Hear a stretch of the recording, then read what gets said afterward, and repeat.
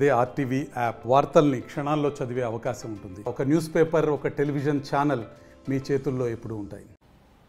దాదాపు 7 నెలలుగా తెలుగుదేశం కూటమి ప్రభుత్వం చంద్రబాబు నాయుడు గారి నాయకత్వంలో సంపద సృష్టించేదానికి వేగంగా పరిగెత్తా ఉంటే ప్రతిపక్షాలు నిరంతరం బురద జల్లే ప్రయత్నం చేస్తూ ఉన్నారు. ఎప్పుడెప్పుడు అధికారం కోల్పోయి మతి భ్రమించి ఎప్పుడెప్పుడు అధికారంలోకి రావాలా, జమిలి ఎన్నికలు 26లో వస్తాయి, 27లో వస్తాయి, మేము అధికారంలోకి వస్తున్నామని చెప్పి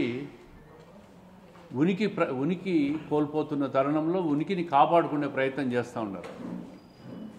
దాదాపు వైఎస్ఆర్ కాంగ్రెస్ పార్టీ నుంచి ముఖ్య నాయకులందరూ పార్టీని వదిలిపోయే పరిస్థితి కనపడుతోంది. గతంలో తెలుగుదేశం ప్రభుత్వం అధికారం కోల్పోయినప్పుడు కూడా ఏ నాయకుడు కూడా తెలుగుదేశం పార్టీని వీడిపోయిన దాఖలాలు లేవు.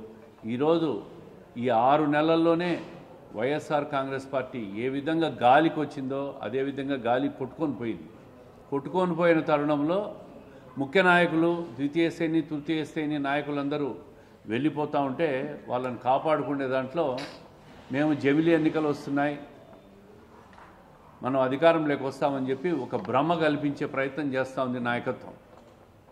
ఈరోజు రాష్ట్ర ప్రభుత్వం, ముఖ్యమంత్రి గారు నిరంతరం 6 నెలలుగా సంపద, గత ప్రభుత్వం చేసిన అప్పులు, ఆ అప్పులకు చేసిన వడ్డీలు, ఈరోజు ఆర్థిక పరిస్థితి ఇంత ఘోరంగా ఉందంటే ప్రధాన కారణం గడిచిన 5 సంవత్సరాల వైఎస్ఆర్ కాంగ్రెస్ ప్రభుత్వం చేసిన అప్పుల పాపాలు, ఘోరాలు. దానివల్ల ఈరోజు రాష్ట్ర ఖజానా ఏ రకంగానూ ముందుకు పోయే పరిస్థితి లేదు. అందుకే దీర్ఘకాలికంగా లాంగ్ టర్మ్లో రాష్ట్రానికి సంపద సృష్టించే దాని మీద ముఖ్యమంత్రి గారు ఈరోజు దృష్టి కేంద్రీకరించి రకరకాల సంస్థలన్నింటినీ కూడా ప్రభుత్వం రాష్ట్రానికి పెట్టుబడులు పెట్టే విధంగా తీసుకొస్తున్నాడు. బిల్డ్ ఏపీ, బ్రాండ్ ఏపీ అని కూటమి ప్రభుత్వం ఈరోజు రాష్ట్రాన్ని ఒక ఐటీ హబ్గా భవిష్యత్తులో మార్చబోతా ఉంది. దీని వెనక నారా లోకేష్ గారి కృషి ఎవ్వరూ ప్రశ్నించడానికి వీల్లేని విధంగా ఆయన పనిచేస్తున్నాడు.